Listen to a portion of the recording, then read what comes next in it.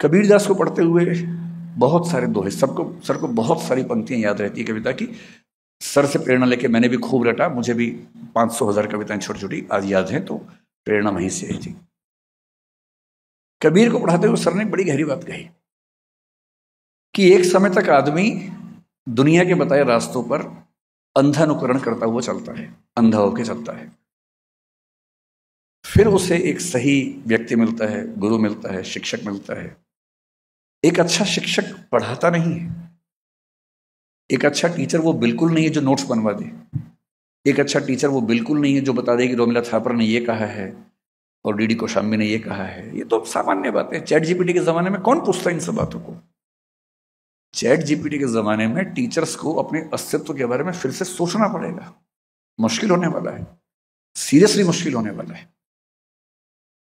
अच्छा टीचर वो है जो ज्ञान नहीं देता, ज्ञान अर्जित करने के टूल्स देता है कि ज्ञान खुद सीखना है, कैसे सीखना है ये मैं सिखाता हूं। और तब सर ने एक दोहा सुनाया कबीरदास का, जो आज तक मेरे सबसे प्रिय दोहों में से एक है। पीछे लागा जाई था लोक वेद के साथी, कि लोक समाज जो कहता है और वेद जो कहते हैं, मैं उसके पीछे पीछे अंधा होकर चल रहा था। पीछे लगा जाई था लोक वेद के साथी, आगे तैं सतगुर मिल्या दीपक दिया हाथी। आगे से सतगुर मिला, उसने मेरे हाथ में दीपक दे दिया। ज्ञान नहीं दिया, किताब नहीं दी, दीपक दिया। और बुद्ध के भाषा में कहा, अब दीपो भव, अपने प्रकाश स्वयं बनो, अपने प्रकाश की तलाश खुद करो। तब मुझे लगने लगा कि जिन बने बनाए रास्तों पर मैं चल रहा हूं, उससे पहले मेरी विचारधारा एकदम निश्चित थी। मैं आरएसएस का कट्टर समर्थक था, घोषित मेंबर नहीं था लेकिन समर्थक था। अयोध्या आंदोलन में मुझे जाने की बड़ी इच्छा थी, मैं जा नहीं पाया, बड़ा दुख था मुझे इस बात का। बाकी कई दोस्त गए थे, मैं नहीं जा पाया था। और मैं जानबूझ के सब बातें सच बोलता हूं, ताकि झूठ क्यों बोलूं, मुझे झूठ बोल के क्या मिल जाएगा, मैं ऐसा था। फिर जब मैं विश्वविद्यालय में पढ़ने लगा, मैं वामपंथी हो गया ठीक ठाक।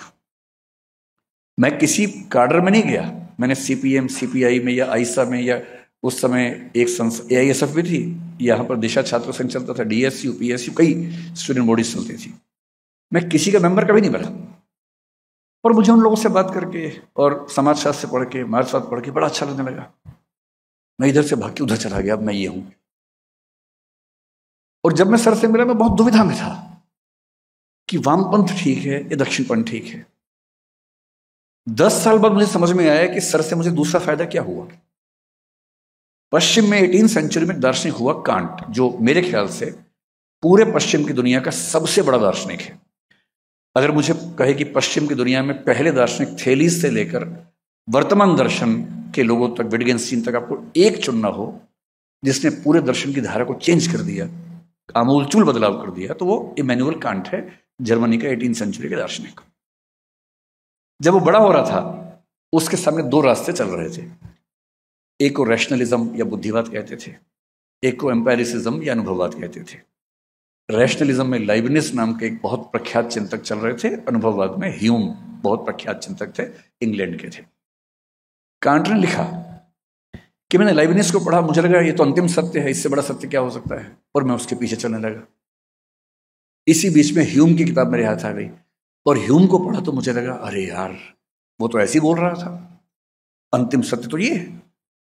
तो कुछ दिन में अनुभववादी बना रहा। कुछ दिन बाद फिर लाइबनिज को पढ़ा तो मुझे लगा, नहीं यही है अंतिम सच, यही है। फिर ह्यूम को पढ़ा तो लगा, ना इससे अंतिम कुछ हो ही नहीं सकता है।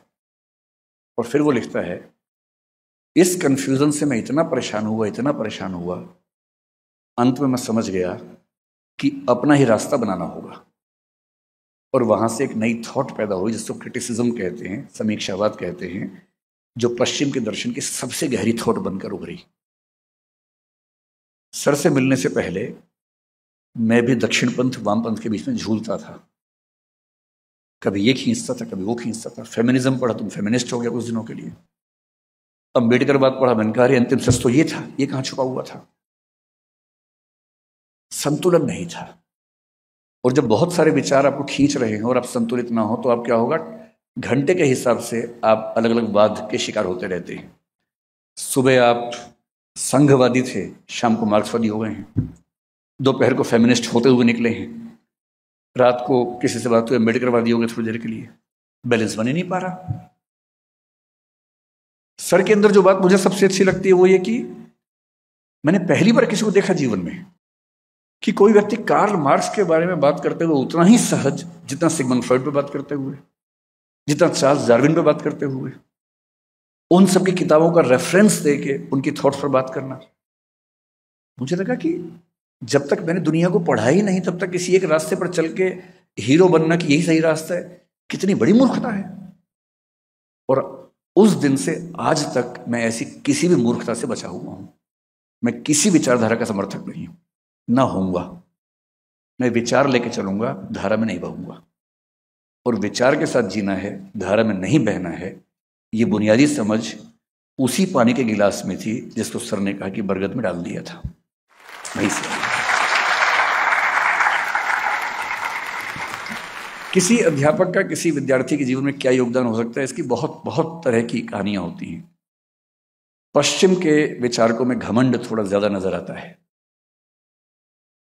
कुछ बड़े विनम्र भी हुए। सुकरात का शिष्य प्लेटो था, मैं तो वैसा बनना चाहता हूं। प्लेटो जैसा बौद्धिक तो मैं नहीं हूं, प्लेटो जैसा विनम्र बनना चाहता हूं। सुकरात ने प्लेटो को बहुत सिखाया, प्लेटो ने बहुत किताबें लिखी, और प्लेटो ने एक भी किताब में एक भी वाक्य अपना कह के नहीं लिखा, सारे वाक्य सुकरात के कह के लिखे।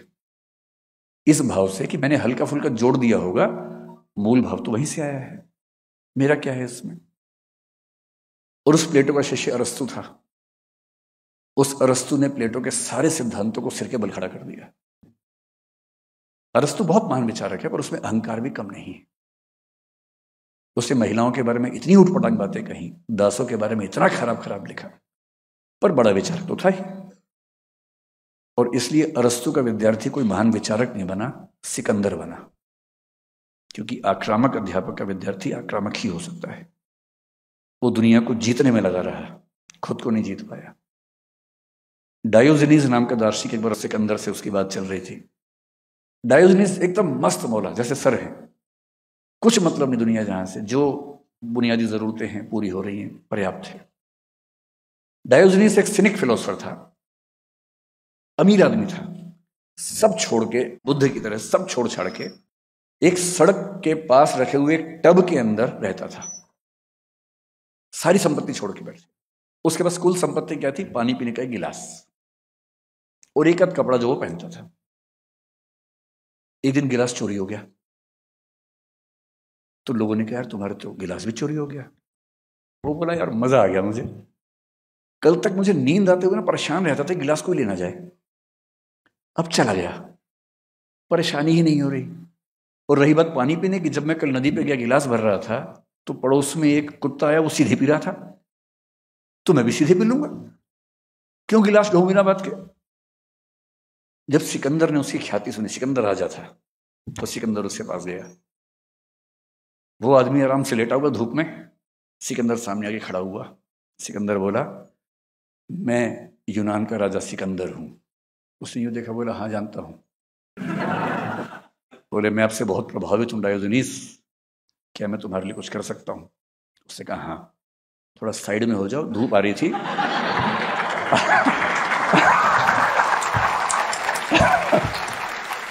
आपने बिना बात के धूप रोक ली है, साइड में हो जाइए, और धूप अच्छी तो आप भी लेट जाइए साथ में, क्या दिक्कत है?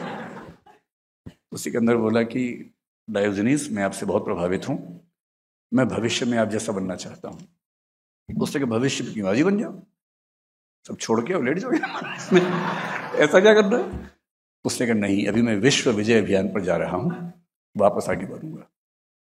तो उसने कहा सिकंदर नोट कर लो, दुनिया को जीतने की इच्छा रखने वाला खुद को कभी नहीं जीत पाता है। अगर दुनिया को जीतने की इच्छा से मुक्त हो जाओ तो यहां आना। और कहते हैं कि उसी ने कहा था जिस दिन तुम मरोगे उस दिन समझोगे तुम जीवन भर निरर्थक चीजों में उलझे रहे थे। और कहने वाले कहते हैं कि जब सिकंदर मरा उसके दोनों हाथ खाली थे, उसने उठा के दिखाए, जब मरा सिकंदर तो दोनों हाथ खाली थे। कविता की पंक्ति है।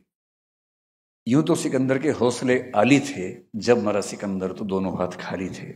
और ये कहानी बन गई कि अंततः डायोजनीस की जीवन दृष्टि ज्यादा बेहतर होती है। भारतीय परंपरा थोड़ी अलग है। पश्चिम में कार्ल मार्क्स मेरा प्रिय चिंतक लंबे समय तक रहा, अभी भी है, पर ये अजीब अहंकारी लोग हैं, समझ नहीं आता है। हीगल के दर्शन से उसने बहुत सीखा, ये मैंने सर से सीखा कि हीगल से उसने क्या सीखा। हीगल ने डायलेक्टिक आइडियलिज्म नाम से एक सिद्धांत दिया, मार्क्स ने उसको डायलेक्टिक मेटेरियलिज्म कर दिया, और फिर कहा कि हीगल ठीक कह रहा था, बस वो सिर के बल खड़ा हुआ था, मैंने उसको सीधा कर दिया। अरे अपने गुरु के बारे में बात करने की तमीज है आपको भाई? आप दुनिया के बहुत महान चिंतक हैं, मान लिया, जिससे सीखा है उसके बारे में ऐसे बात करेंगे? और उसी मार्ग से आगे चल के सीखा जॉर्ज लुकास ने, जहां से नियो मार्क्सिज्म पैदा हुआ। और जॉर्ज लुकास क्या कह रहा है? मार्क्स ने सब कुछ ठीक बोला था, बस वो सिर के बल खड़ा था, मैंने उसको सीधा कर दिया। सारे सीधा ही करने में लगे हुए एक दूसरे को। अरे भाई, सीखा है तो विनम्र रहो। मैं भारतीय परंपरा का बड़ा सम्मान करता हूं इस मामले में। यहाँ गुरु का महत्व भगवान के बराबर होता है। ये जरूर है कि ऐसा गुरु होना हर किसी के बस की बात नहीं होती, लेकिन अगर कोई सच में गुरु है, और गुरु शब्द का मतलब क्या होता है? जो हल्का ना हो। गुरु मतलब जिसमें गुरुत्व हो, खींचने की क्षमता हो, भार वहन करने की क्षमता हो, जिसमें वजन हो। गुरु शब्द का शाब्दिक अर्थ ये होता है। अगर कोई सच में गुरु मिलता है, मैं सौभाग्यशाली हूं कि मुझे एक मिले हैं। सर से मैं मिला पिछले 30 साल में 3 बार हूं, और मेरा एनुअल रिचुअल है, टीचर्स डे पे लंबा मैसेज बना के सर को भेजता हूं हर बार, और लिखता हूं कि सब कुछ आपसे लिया है, तुक्के मेरे लग गए हैं, लेकिन सारा का सारा लिया मैंने आपसे है। तो उसी रिचुअल से मेरा एक वार्षिक कृतज्ञता ज्ञापन कम से कम होता रहता है, और मुझे तसल्ली मिलती है कि मैं अपनी जिम्मेदारी निभा पा रहा हूँ।